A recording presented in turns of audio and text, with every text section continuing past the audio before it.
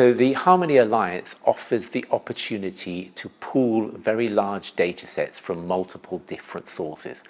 And so having so much data from so many different sources essentially allows us to address two types of research question. The first one is based around what happens, what are the characteristics of rare patient subgroups. And the second one is about understanding what biomarkers are clinically valid in the real world setting.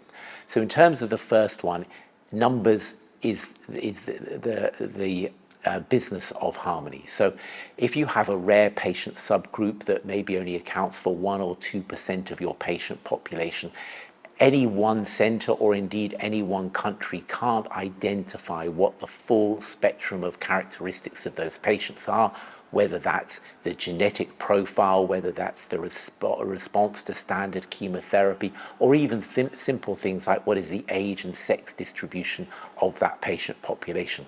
And when you pull data from multiple different sources, and instead of having a few thousand patients, you have 20,000 patients, then those rare patient subgroups elevate from a handful of patients to several dozen patients. And that allows you to get a feel for what the overall patient population is like. It allows you to address some simple questions like what is their outcome when they're treated on standard chemotherapy or standard, whatever the standard therapy is. And it will then let you take forward those the answers to those questions to treat those patients more effectively in the future. The second type of research question is all about clinical evaluation of biomarkers.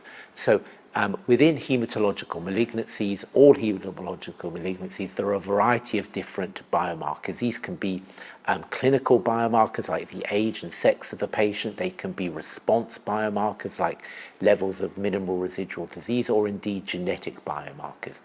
And throughout all hematological research, there are lots of study groups that identify putative biomarkers that might be useful in the future to risk stratify patients to different treatment groups. The issue is that that information is very rarely validated in independent data sets. And without that independent validation, you can't truly say whether that biomarker is transferable from one clinical trial or one study to another one, and it can actually be used by multiple different therapies and in multiple different centers. So the way you do that is you validate it, but identifying suitable validation cohorts is really difficult, and collecting them is very expensive.